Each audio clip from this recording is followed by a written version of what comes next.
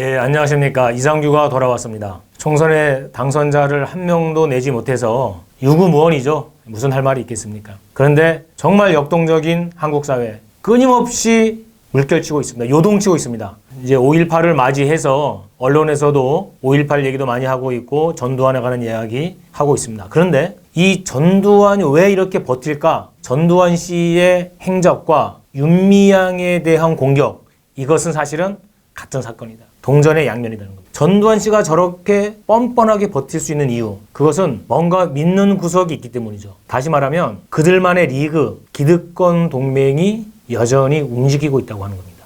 그런데 그 기득권 동맹 체계에서도 이들을 유지하는 가장 중요한 것 중에 하나가 뭐냐? 바로 공작 정치죠. 이 대목이 그대로 있다는 겁니다. 그러니까 전두환 씨 같은 경우 큰 소리를 칠 뿐만 아니라 전 재산 29만 원밖에 없다는 양반이 골프도 치고 고급 식당도 가고 자기 할 일 다 하고 있는 거죠. 이를 받쳐주는 눈에 보이지 않는 체계가 여전히 존재한다는 겁니다. 그래서 이 보이지 않는 체계가 가동되고 있다고 하는 산 증거가 바로 윤미향에 대한 공격이죠. 윤미향 개인에 대해서 공격하겠습니까? 처음에는 물론 개인에 대한 공격으로 시작합니다. 그렇지만 반드시 이 윤미향 사건은 어디로 끌고 갈 거냐면 정의기억연대의 활동, 즉 일본군 성노예 문제, 일본의 전쟁 범죄 이것 자체를 아마 덮으려고 할 것이다. 왜? 이들의 기득권 체계를 여전히 끝까지 보장해야 되기 때문에. 자, 그래서 이 윤미향 사건에는 두 개의 관전 포인트가 있습니다. 하나는 뭐냐? 윤미향 사건에 대한 민주당의 태도죠. 민주당은 말이죠. 그러니까 여의도 문법, 여의도 정치의 한가운데는 새누리당, 자유한국당, 미래통합당 여기만 있는 게 아니라 민주당도 그 여의도 문법의 한가운데 있습니다. 여의도 정치의 기본은 꼬리 자르기다. 왜 서영교 의원 무슨 사건 났을 때 탈당시키잖아요. 그리고 손혜원 의원 또 무슨 사건 나니까 시끄러우니까 역시 탈당시켜버리죠. 항상 꼬리를 잘라서 자기들 본체를 유지하는 방식. 그러니까 정치, 도의, 의리 이게 전혀 없는 집단이라는 겁니다. 그런데 이런 민주당이 과연 지난번 촛불, 이번 총선의 대승 이후에 바뀌었는지 안 바뀌었는지는 윤미향 사건에 대한 태도로 알 수 있습니다. 민주당이 바뀌었는지 그렇지 않은지 리트머스 시험지 같은 거라고 저는 봅니다.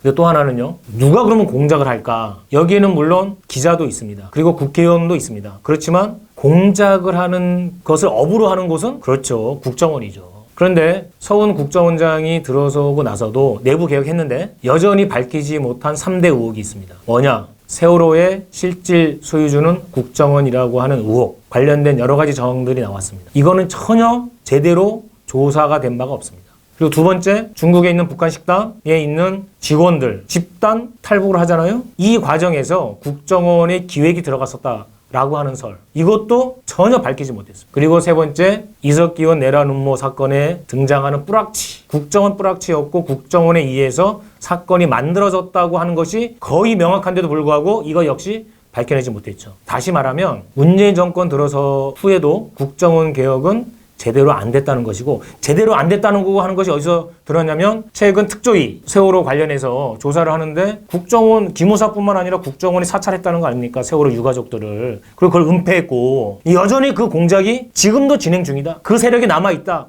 이것이 윤미향 사건에서도 그대로 드러나는 겁니다. 저는 19대 현역 의원으로 있을 때 여러 번 이걸 당해봐서 그때 이후로 경찰?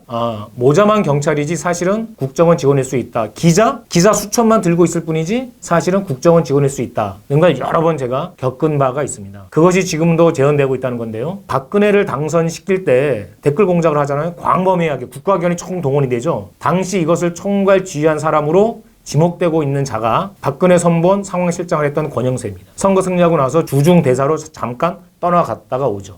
근데 이번에 다시 용산에서 당선이 됐습니다. 권영세를 주목해 봐야 됩니다. 이자의 이후 행보가 어떻게 되는지. 자, 이 관전 포인트 두 가지를 말씀드렸습니다. 윤미향 사건은 여전히 남아있는 한국 사회의 그 어두운 세력, 그리고 민주당이 과연 바뀌었는지를 볼 수 있는 가늠자가 된다는 것입니다. 예, 여기까지.